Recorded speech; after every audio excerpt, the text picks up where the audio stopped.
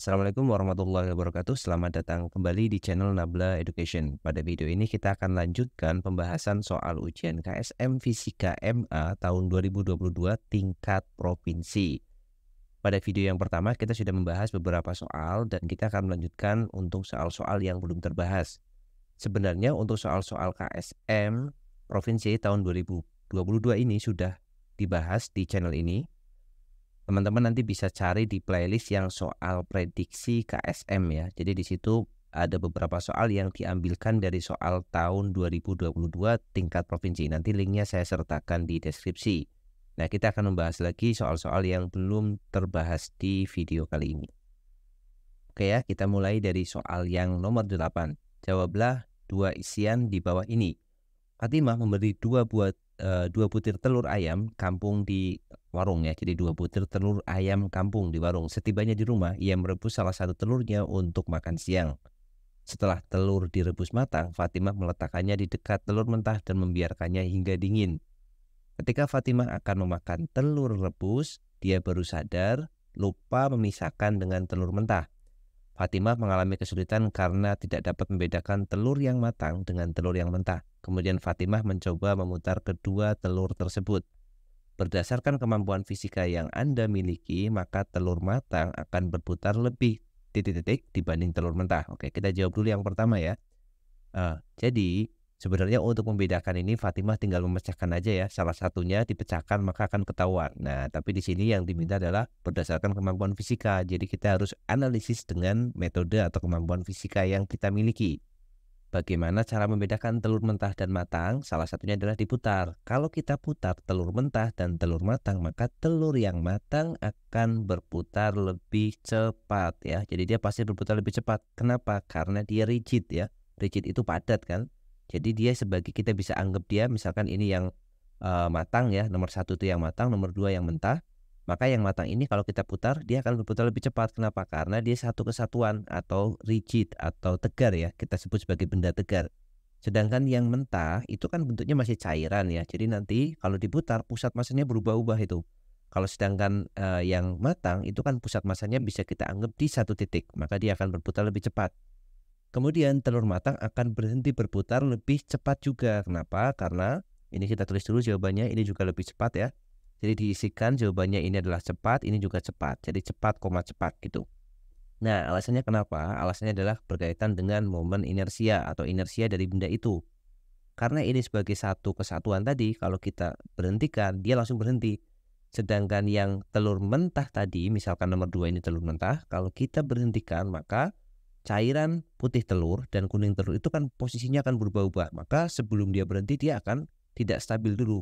Berarti putarannya juga nggak stabil ya. Jadi dia akan berhenti lebih susah atau lebih lama dibandingkan dengan telur yang matang. Jadi telur matang itu berputarnya lebih cepat, berhentinya juga dia lebih cepat kalau kita hentikan seperti itu. Kita lanjutkan soal berikutnya, itu soal nomor 10 ya. Berarti soal-soal sebelumnya sudah terbahas di video sebelumnya atau di soal yang prediksi ya. Nah, nomor 10 kita jawab coba. Allah Subhanahu wa Ta'ala berfirman, "Wahai manusia, makanlah dari makanan yang halal dan baik yang terdapat di bumi." Salah satu makanan halal adalah telur ayam. Oke, ini soalnya kaitannya dengan telur lagi ya. Suka sekali nih pembuat soalnya dengan telur ya. Telur ayam yang baik dan masih baru adalah telur yang memiliki densitas atau massa jenis ya, raw 1,033 gram per cm kubik ya. Ini referensinya dari Romanov dan Romanov tahun 49, ini sudah lama sekali nih.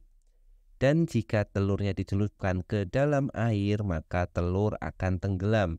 Berikut ini 6 buah telur yang akan diuji kelayakannya untuk dikonsumsi.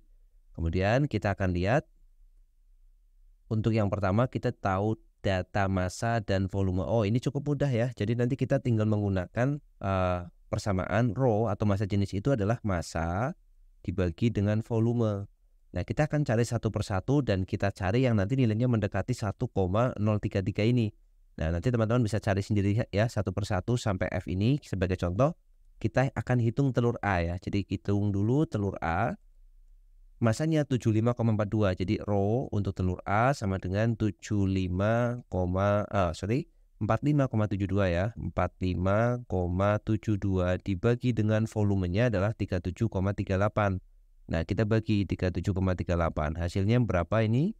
Kita dapatkan hasilnya itu 1,2231 dan seterusnya ya. Jadi 1,223 dan seterusnya. Ini satuannya adalah gram per sentimeter kubik. Nah, kemudian di sini dia akan tenggelam, dicelupkan ke dalam air ya. Jadi kita bayangkan rho air itu kan 1000 ya. Jadi ini tenggelamnya betul, tetapi rho-nya itu 1,033 dengan 1,233 ya, masih dekat sih, tapi kita harus coba juga cek yang lain. Jadi caranya sama aja, silahkan teman-teman cari aja massa jenis masing-masing telurnya, kemudian dibayangkan atau dibandingkan dengan massa jenis air. Massa jenis air itu adalah 1 gram per sentimeter kubik ya. Jadi kalau dia lebih besar pasti tenggelam seperti itu. Jadi tinggal dicari dengan menggunakan persamaan yang sama. Jadi rho sama dengan massa dibagi dengan volume. Cukup mudah ya, tinggal dibanding-bandingkan aja seperti ini. Itu nomor 10 ya. Oke, kita lanjutkan nomor 11. Hujan merupakan salah satu fenomena alam yang prosesnya dijelaskan dalam Quran surah An-Nur ayat 43 ya. Ayatnya bisa teman-teman baca sendiri. Bismillahirrahmanirrahim. Alam taro annallaha yusji sahabang summa yu'allifu bainahu summa yaj'aluhu al-ayah ya. Bisa diselesaikan. Kemudian kita baca, untuk terjemahannya juga teman-teman bisa baca sendiri, silahkan. Ini sebagai jembatan aja biasanya. Kita langsung baca ke soalnya. Secara alamiah, proses diturunkannya air hujan dari langit bukanlah suatu hal yang tiba-tiba atau seketika, namun ada prosesnya. Hujan di daerah tropis umumnya merupakan butiran air telah terjadi proses perpindahan kalor dari lingkungan yang menyebabkan es menjadi air hujan. Jika proses yang terjadi sebelum turun hujan itu seperti pada gambar berikut. Oke, ini kita diberikan grafik yang menyatakan hubungan antara suhu dengan waktu ya di sini.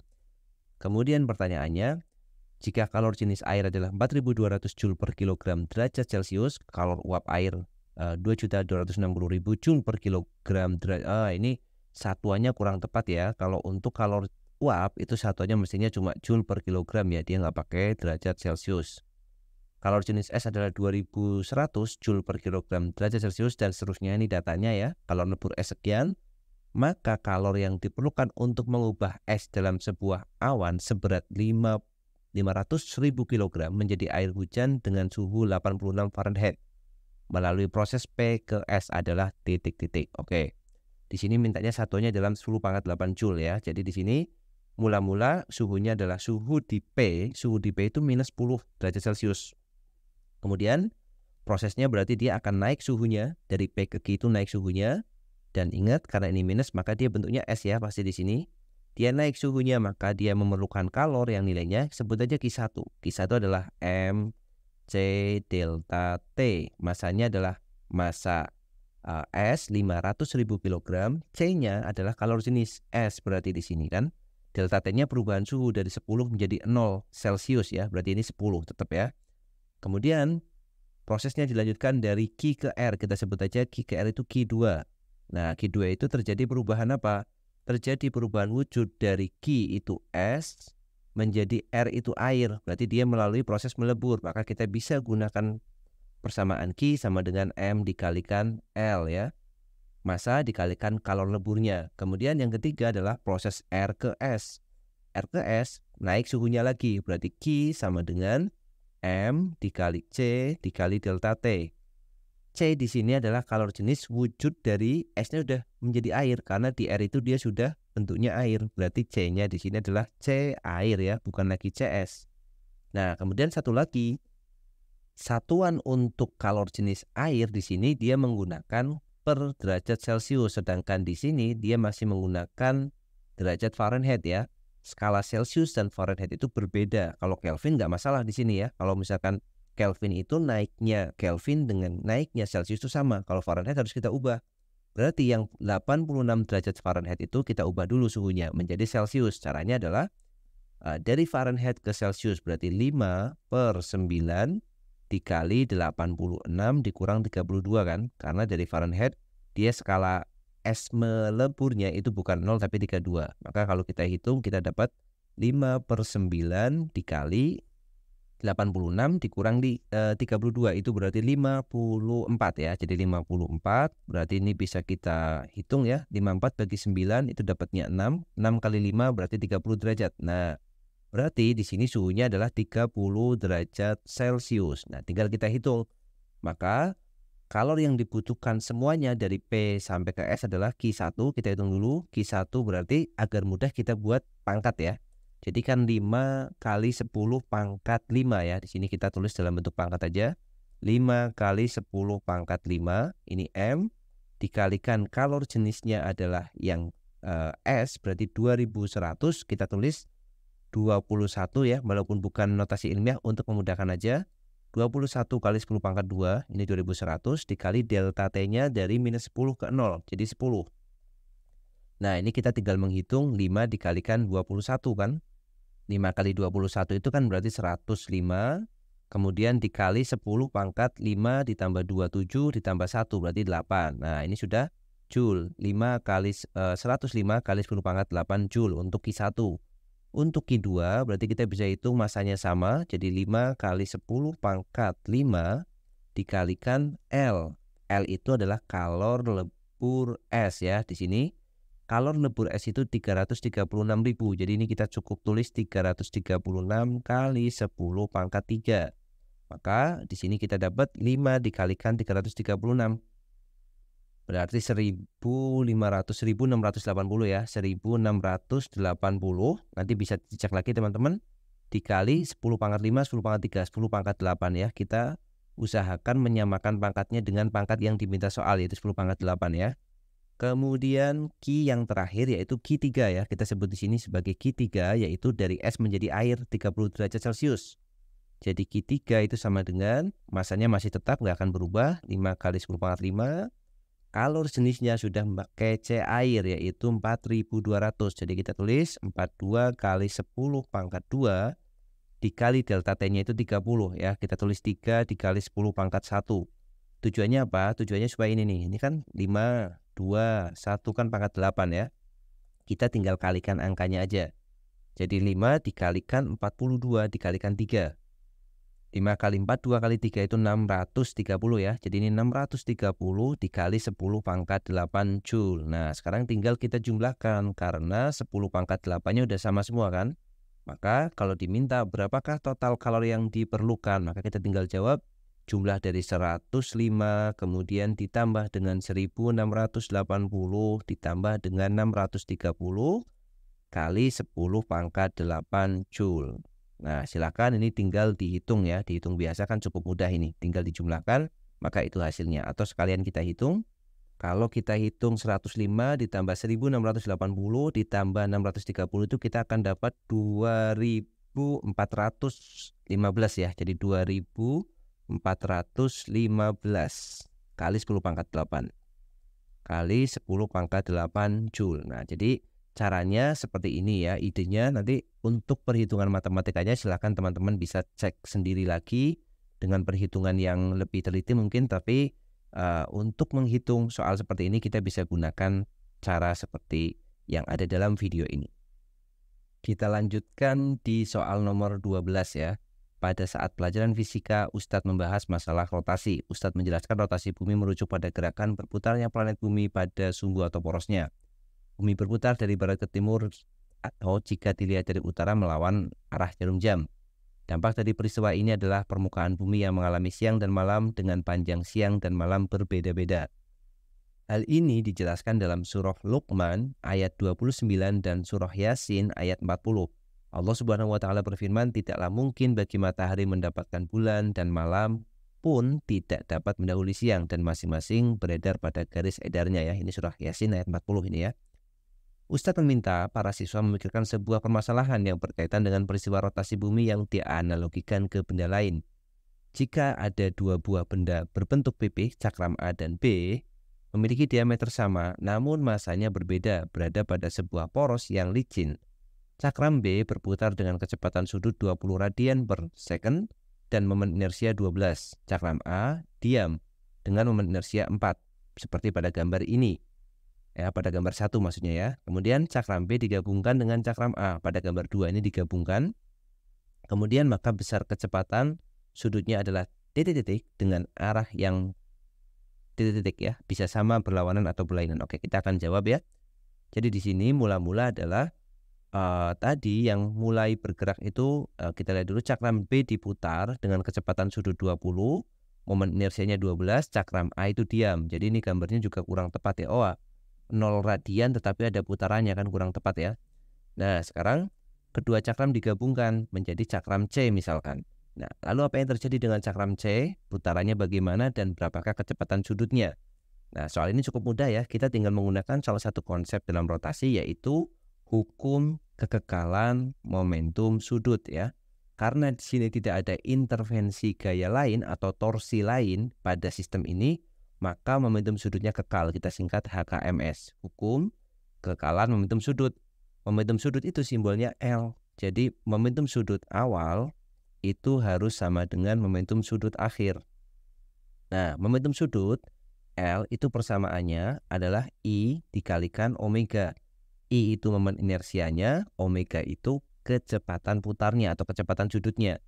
Momen inersia untuk cakram A dan B sudah diketahui, omeganya juga sudah diketahui ya. Jadi untuk yang awal, yang berputar hanya cakram B saja. Berarti cakram A-nya nggak ada putaran.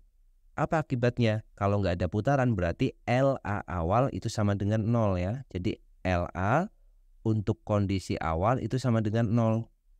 Sama dengan 0. Kenapa 0? Karena omeganya sama dengan 0. Nah, omega 0 taunya dari mana? Karena cakram A-nya diam, jadi nggak punya percepatan atau kecepatan sudut. Nah, jadi tinggal kita masukkan momentum sudut awal berarti LA ditambah LB sama dengan L akhir gitu. Kita tulis saja L akhir. Nah, LA-nya adalah 0. LB-nya itu berarti IB dikali omega B. L akhir, lihat pada saat kondisi terakhir A dan B itu menyatu. Ya, berarti dia momen inersianya bergabung. IA, momen inersia A, ditambah momen inersia B dikalikan omega akhir ya. Kita tulis omega aja. Jadi mereka nanti akan berputar dengan kecepatan sudut omega ya. Nah, momen inersia B sudah diketahui yaitu berapa? 12 ya. Ini berarti IB-nya kita isi 12 dikali omega B-nya adalah 20 radian per second di sini. Kemudian IA plus IB-nya berarti IA adalah 4 kg momen inersia A. Kemudian ditambah IB-nya adalah 12 dikali omega yang kita cari ya. Kemudian berarti ini kita biarkan dulu 12 dikali 20 sama dengan 4 ditambah 12 itu 16 dikalikan omega ya. Kita bagi semuanya. 16 kita bagi 4 dapat 4. 20 kita bagi 4 dapat 5. 4 habis dibagi 4, 12 dibagi 4 dapatnya 3. Berarti omeganya sama dengan 15 radian per second. Artinya setelah mereka digabungkan maka omeganya atau kecepatan sudutnya menjadi 15 radian per second. Arahnya bagaimana? Ya arahnya dia akan tetap ya. Jadi arahnya searah dengan arah B. Jadi kalau kita gambar arahnya itu sama seperti ini ya, ke berlawanan jarum jam. Nah, jadi itu jawabannya ya. Ini berlawanan arah itu berarti searah jarum jam ya, berarti salah, berlainan juga salah, maka kita jawab arahnya yang sama. Besarnya berapa? Besarnya 15 radian per second, seperti itu. Kita lanjutkan soal nomor 13. Sebuah mobil listrik yang digunakan sebagai patroli haji dapat bergerak dengan gaya sebesar 12.500 Newton tanpa penumpang. Oke. Kemudian dalam waktu 3 detik mobil dapat melaju dengan percepatan 10 meter per second kuadrat ke arah barat. Oke, ini tanpa penumpang. Kemudian jika mobil diisi oleh 2 orang polisi dengan berat 65 kg dan 75 kg ya, karena ini 75.000 gram maka sama aja dengan 75 kg. Maka besar momentum mobil tersebut adalah titik-titik. Oke, jadi di sini mobilnya punya masanya belum kita tahu, tapi kita tahu bahwa dia mempunyai percepatan 10 meter per second kalau dia diberi gaya 12.500 Newton. Artinya dari informasi ini kita bisa tahu massa mobil kan, karena kita tahu percepatan mobil saat kondisi mobilnya kosong ya. Jadi di sini bergerak tanpa gaya tanpa penumpang ya. Jadi mobilnya kosong. Maka kita bisa pakai hukum Newton. Hukum kedua Newton ya. F sama dengan M kali A. F-nya adalah 12.500. 12.500 sama dengan massa mobilnya kita cari, percepatannya adalah 10. Berarti kita dapatkan massa mobilnya adalah 1.250 kg. Ini adalah massa mobil. Nah, kemudian di sini kita diberikan informasi bahwa mobil ini akan diisi oleh oleh 2 orang polisi yang beratnya atau massanya ini ya, ini bukan berat tapi massanya 65 dan 75 kilogram. Maka besar momentum sudut mobil tersebut adalah titik-titik. Jadi asumsinya adalah kita harus pakai asumsi ya di sini ya, karena soalnya kurang detail menjelaskannya. Jadi asumsinya gini teman-teman ya. Kita gambar dulu misalkan mobilnya seperti ini. Jadi kita punya 2 kondisi. Yang pertama mobil kosong, yang kedua mobil yang diisi oleh 2 orang polisi ya. Nah, yang pertama gini. Gaya mobilnya tetap. Jadi kita pakai asumsi gaya mobil yang digerakkan itu 12.500. Jadi baik itu di awal maupun di akhir di sini kondisi kedua kita akan memperoleh atau akan mendapatkan gaya mobil yang sama. F-nya akan sama. Yang berbeda masanya ya. Nah, yang pertama kita akan hitung dulu, yang diminta adalah momentum mobil kan. Momentum itu P, simbolnya P itu persamanya adalah massa dikalikan kecepatan, M dikalikan V. Nah, pada saat kondisi mobil kosong, maka kita bisa menghitung momentum mobil dengan cara menghitung V mobilnya dulu ya. Jadi V-nya itu kan kita bisa pakai V0 plus AT. Mula-mula dari kondisi diam, berarti V0-nya adalah 0, kemudian percepatannya adalah 10, kemudian waktunya tadi ada ya 3 detik. Nah 10 kali 3. Maka ini sama dengan 30 meter per second. Jadi kecepatan awalnya dia 30 meter per second. Nah asumsi yang kita pakai adalah tidak ada gaya lain selain gaya yang ada pada mobil ini, gaya F ini. Maka kita bisa pakai persamaan hukum kekalan momentum linier ya.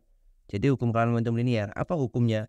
Momentum momentum linier awal, P awal itu akan sama dengan P akhir. Nah, maka kita nggak perlu menghitung yang akhir ya.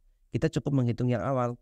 Momentum awal itu berarti P awalnya, kita tulis P awal itu sama dengan M kali V kan. Massa mobilnya sudah kita hitung. Massa mobilnya adalah 1250. Kemudian kita kalikan V-nya 30. Jadi kita tinggal hitung momentum awalnya adalah 1250 kali 30. Maka kita akan dapatkan hasilnya adalah 375,00. Jadi 37.500 satuannya kilogram meter per second. Ini momentum sudut awal. Momentum awal ya. Terlalu mengacu soal tadi ada sudutnya ya. Jadi momentum awalnya 37.500. Maka setelah diisi orang ini, asumsinya tidak ada gaya lain, berapa momentumnya? Ya momentumnya sama segini ya, tetap 37.500. Asumsinya adalah tidak ada gaya luar selain gaya yang dimiliki oleh mobil tersebut. Ya, jadi jawabannya adalah 37.500. Kita gunakan momentum awal sama dengan momentum akhir. Ya, jadi polisinya ini nggak berguna nih. Mau diisi polisi atau enggak, maka momentumnya akan sama. Kecuali ditanyakan kecepatan, maka kecepatan yang di sini beda nih. Ini V2-nya beda. Nah, silakan bisa teman-teman cari. Seandainya pertanyaannya mencari V2, maka gunakan persamaan ini ya. Jadi P awal itu sama dengan P akhir. P akhirnya kita bisa hitung M akhir atau M besar dikalikan V2. Nah, M besarnya adalah total dari massa mobil ditambah massa polisi yang 65 dan massa polisi yang 75. Maka kita dapat V2-nya seandainya dicari. Kita lanjutkan soal ke-19 ya, atau soal nomor 19. Allah Subhanahu wa taala berfirman, Bismillahirrahmanirrahim. Wa huwallazi khalaqal laila wan nahar wasyamsa wal qamar kullun fi falaki yasbahun. Ya, ini Quran surah Al-Anbiya ayat 21 ya. Yang artinya, dan dialah yang telah menciptakan malam dan siang, matahari dan bulan, masing-masing beredar pada garis edarnya. Ini sepertinya bukan redaksinya mirip dengan surah Yasin ya. Jadi yang menyatakan pada garis edarnya. Jadi nanti teman-teman cek apakah ini betul Quran surah Al-Anbiya ayat 21 ya. Quran surah Al-Anbiya, Quran surah ke-21 ayat 33 nanti bisa dicek. Nah, sekarang kita masuk ke soal fisikanya aja. Berdasar hal tersebut, maka jika sebuah benda bermassa X per 2 ditembakkan dengan kecepatan awal V0 yang nilainya adalah akar GX per 4Y dari ketinggian 4Y dari pusat massa, ketinggiannya 4Y dari pusat massa, sebuah bintang dengan massa X dan radius Y seperti gambar. Tentukan besar momentum angguler dari benda tersebut dinyatakan dalam G, X, dan Y ya. Momentum angguler itu nama lain dari momentum sudut ya tadi, L ya. Nah, persamaan untuk momentum sudut juga kita bisa tuliskan. Persamaan asalnya adalah ini. L sama dengan M dikali R cross V ya. R vektor dikalikan cross V. Nah, kalau kita jadikan nilai, ini kan L ya, masih menggunakan vektor. Kalau kita jadikan nilai kan L, besar L, itu sama dengan berarti M dikalikan panjang R dikalikan panjang V dikalikan sin theta. Nah, theta adalah sudut antara R dan V. Nah, kalau kita lihat, R itu vektor dari pusat massa, planet. Jadi arah vektornya ke arah sini ya. Arah vektornya ke sini, R. Ini kita tulis vektor satuan R gini ya. Kemudian V0-nya arahnya ke sana. Berarti tetanya yang ini ya. Tetanya adalah ini, yaitu 180 dikurang 45, 135. Meskipun nanti secara nilai sama, karena sin 135 dengan sin 45 itu sama. Tetapi yang dimaksud theta di sini, atau kita pakai simbol yang lain karena di sini udah ada theta ya. Misalkan kita pakai alfa gitu aja. Maka di sini alfa adalah 135, di mana alfa adalah sudut antara vektor R dan vektor V. Nah, kalau sudah tahu seperti ini, tinggal kita masukkan. Jadi panjang besar L itu adalah M. M itu di sini massa bendanya ya, bukan massa planetnya, tapi massa bendanya, yaitu X/2. Atau kita tulis setengah X ya, setengah X besar, itu adalah M. Kemudian kita kalikan dengan R. R itu adalah panjang ya dari massa tersebut ke acuan kita. Acuannya adalah pusat massa planet, yaitu 4Y. Jadi R-nya di sini kita ganti dengan 4Y. Kemudian kita kalikan dengan V. V itu kecepatan awalnya ya, V0-nya di sini. V0-nya adalah akar dari Gx/4Y. Ini G, konstanta gravitasi umum ya, atau konstanta Cavendish, dikalikan X dibagi 4Y juga, kemudian dikalikan dengan sin alfa, jadi sin 135. Nah, ingat sin 135 dengan sin 45 itu secara nilai sama. Berarti kita tinggal coret 2-nya dengan 4, kita dapatkan 2 ya. Kemudian sin 135 itu kalau kita hitung, kita akan nemu angkanya kan sin 45, setengah akar 2. Nah, berarti kan 2 dengan setengahnya bisa kita coret. Berarti sisanya L itu sama dengan X dikali Y dikali akar 2-nya taruh depan, akar 2 dikali akar Gx/4Y. Nah, kita lihat apakah sudah ada jawabannya. Oke, kalau kita lihat di sini, jawabannya adalah X-nya taruh di luar tetapi tidak ada Y di luar. Maka Y sama akar 2-nya kita masukin ke dalam. Jadi L itu sama dengan X-nya biarkan di luar, akarnya kita tulis akar besar. Berarti akar 2 masuk di sini, akar 2 kita jadikan 2 di sini kan, karena akar masuk ke dalam akar, maka tetap jadi 2. G dikalikan X dibagi dengan 4Y, kemudian Y-nya masuk ke akar. Nah, kalau Y masuk ke akar, maka dia jadi kuadrat kan, jadi Y kuadrat ya. Jadi Y kuadrat dapatnya dari sini. Y kalau dimasukkan akar nemunya Y kuadrat. Y kuadrat di akar jadinya Y ya, tinggal dibolak-balik aja ini. Y-nya dicoret 1. Berarti 2-nya dicoret dengan 4, dapat 2 kan? Maka kita dapatkan nilai L-nya itu sama dengan X kali akar GXY/2. GXY dibagi dengan 2. Ada XGYX atau GXY/2. Maka jawabannya yang D ya, jadi seperti itu. Nah, oke. Pada video kali ini kita bahas sampai di nomor 19 dulu.